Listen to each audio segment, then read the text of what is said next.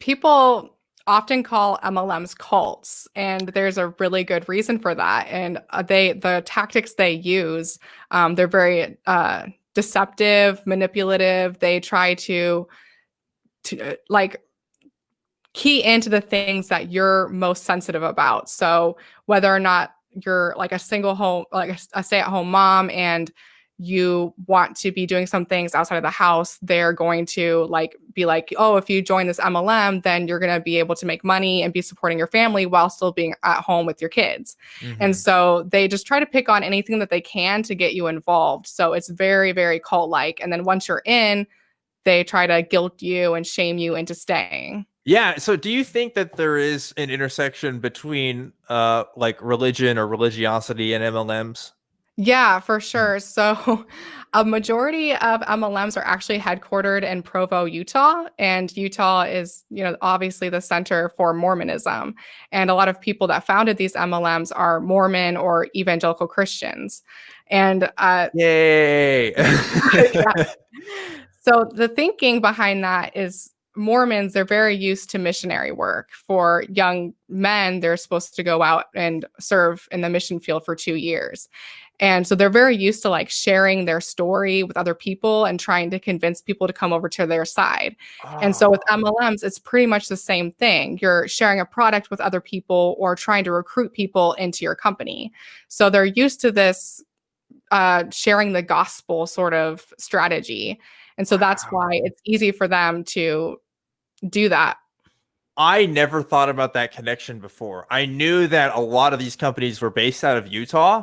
I thought that was just kind of happenstance, or also I thought also like the laws there for what they were doing are kind of more lax there. I'm sure that's Yeah, probably they true are. too. But like I did not make the connection of, yeah, like as a Mormon, especially a Mormon young man, I think that they have these pressures to do mission work and Hmm. like spend your life doing that. So you're preparing your whole life for that trip, and suddenly, oh, here's a job, quote unquote, which you can use the Yeah. skills that you're preparing for. Oh, that makes total sense.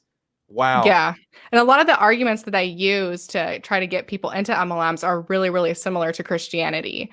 The kind of argument like, oh, you might as well give it a try because it can't be anything bad. Like just try it and you'll see. Like that's kind of similar arguments to people that use that to get people into Christianity. So Yeah. yeah, there's a lot of We can I want to talk about strategies and stuff in a second, but I guess I wanted to know if there was any recent news people should be aware about, because when COVID was first getting real, right? And unemployment was climbing. I remember one of the first things I was thinking was, wow, I bet there's going to be a lot of people that are going to be joining MLMs because of Mhm. this. Has that turned out to be true? That is definitely the case. MLMs are growing because of COVID, especially health and wellness MLMs, because this is not technically like the companies aren't doing this because the companies want to save face, but a lot of the distributors are claiming that the products they sell, like oils or supplements, can prevent COVID. So the FDA has actually sent several warning letters to these companies telling them they better get their distributors to stop saying that because they can't make, unsubstantiated Ah. claims. So yeah, that's definitely something that's growing right now, and I hope that that changes. It's weird how I feel like, there used to be all these kinds of cancer cure stuff nonsense out there, but like I never associated essential oils with it. But now I think like, it seems like essential oils are like everywhere. Yeah. Like when I was a kid, I don't remember seeing as much about it. Like, are more people using essential oils now, you think?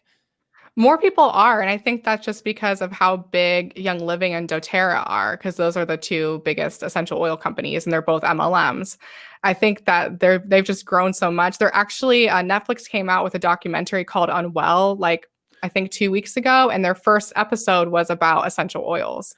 So it's Yeah. definitely a growing movement.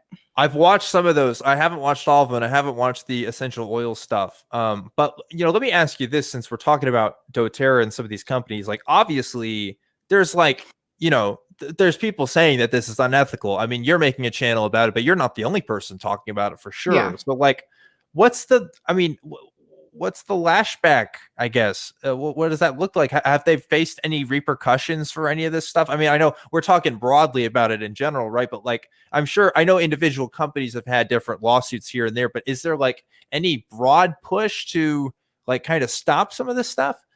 So up until recently, up until a couple of years ago, I would say the anti-MLM community that I'm a part of really didn't exist. There Mm. weren't a lot of people out there talking about this publicly. But recently we've grown and we're starting to shed light more on these companies. There have been some companies that have been found to be illegal pyramid schemes. Advocare is one that comes to mind. But in general, there really hasn't been a lot of um, like there hasn't been much regulation on these companies. And a lot of that has to do with back in the 70s, there was a court case between Amway and the Federal Trade Commission where the FTC was basically accusing Amway of being an illegal pyramid scheme. And unfortunately, Amway won that case. And that kind of set the precedent for what we're seeing now. So how are they, I got to ask, how are they not seeing these pyramid schemes? What's the difference? Well, there's a lot, politics has a lot to do with it.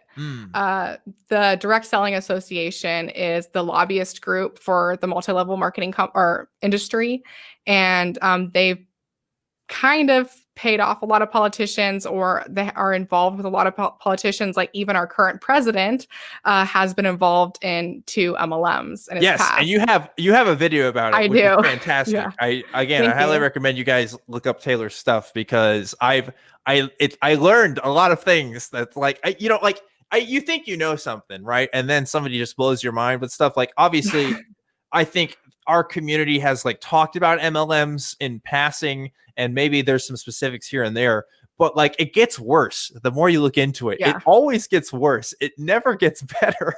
Yeah. And the more I'm learning about it, the worse and worse it gets. And the more I'm seeing how, political this actually is. Yeah. So I'm looking forward to you talking about that kind of stuff more on your channel. But, on this show, on Truth Wanted, this is a show where we ostensibly talk about what people believe and why, and also conversations about that. So, like, if somebody we know is, thinking about joining an MLM, is a part of an MLM, maybe is trying to sell you something, I mean, what do you think is best practice there? So it kind of depends on whether or not you have a stranger coming up to you trying to pitch their MLM scheme, or if it's a family member or friend. I typically, like, if it's a stranger, you can kind of just brush them off because you're not going to change their mind. Sure. If it's a friend or family member, maybe you might be able to, but typically it's harder, and you don't really need to waste your time. If you want to waste your time in that situation, I guess you can. But if it's a family member or friend, I don't actually suggest people hit them with a bunch of facts and figures or tell them that they're in a cult, because when people are already involved in MLMs, the MLM is going to tell them that once they get super involved, to expect persecution. So when you're, trying to tell them they're in a cult, they're just going to push you further and further away. So what I suggest is really just ask them questions about why they joined, because a lot of the time why people join is because they have a need that's not being met. So it could be a stay-at-home mom that is just wanting more friends, and she's thought MLM was a good way to make more friends. Or it could be someone who their finances aren't being met, and so they're looking for some extra money. So seeing if there's a way that you can perhaps meet those needs for them that's outside of the MLM. So you don't want to accuse them of anything, because that will just make them shut down immediately. But what I do suggest is asking them to keep a spreadsheet of how much they're making versus how much they're spending. Because if they can visualize that and see, like, on paper that they're not making any money, the more likely they are to realize that this is a scam. And then if you can, ask them to set a cutoff date in their mind. So that could be like 3 months down the road. If they're not making money in 3 months, that's when they call it quits. Because that's going to be leaving it more, they're going to feel like they have more control of the situation if they feel like it's their decision. And then the last thing I say is just make sure you really emphasize that you're there for them no matter what, because the MLM is going to try to distance distance them from their friends and family. So if you try to reassure them that you'll be there for them now and when they leave, that will definitely help.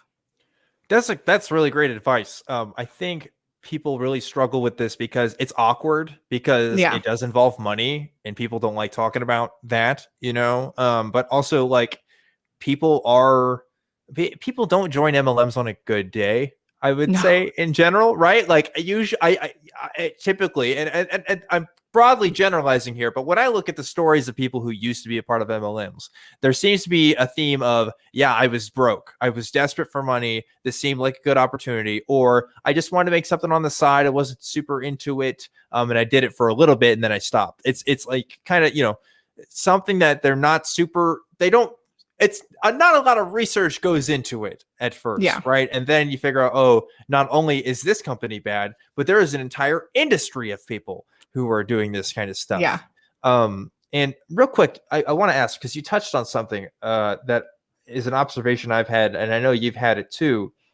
When I think of like a typical salesman, I think historically, at least in the US, it's usually like a dude. It's usually like a guy in a suit, or like Glenn Ross is like the movie I think of, right?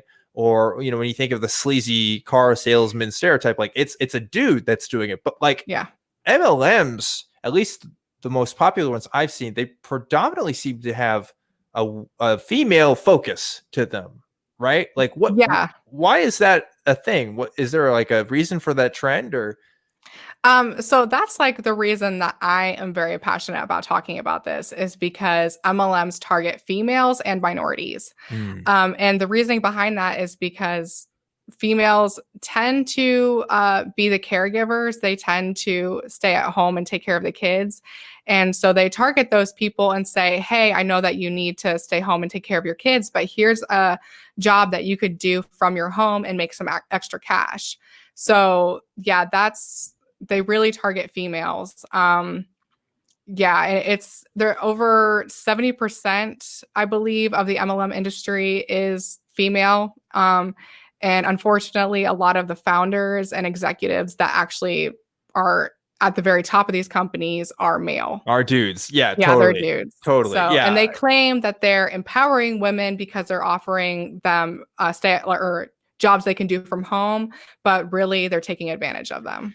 Yeah, and even it goes to the level of, because they organize conferences for these things, and then they advertise the conferences and say how awesome they are. But like, I know they do these speaking events, and I know they prop women up as well to speak at some of these things. Because if you looked at the board of directors for these companies, like it's mostly dudes, at least from the things that I've seen. So that's fascinating, and also sad to know that people are being targeted that way. But that's why there's channels like yours talking about it.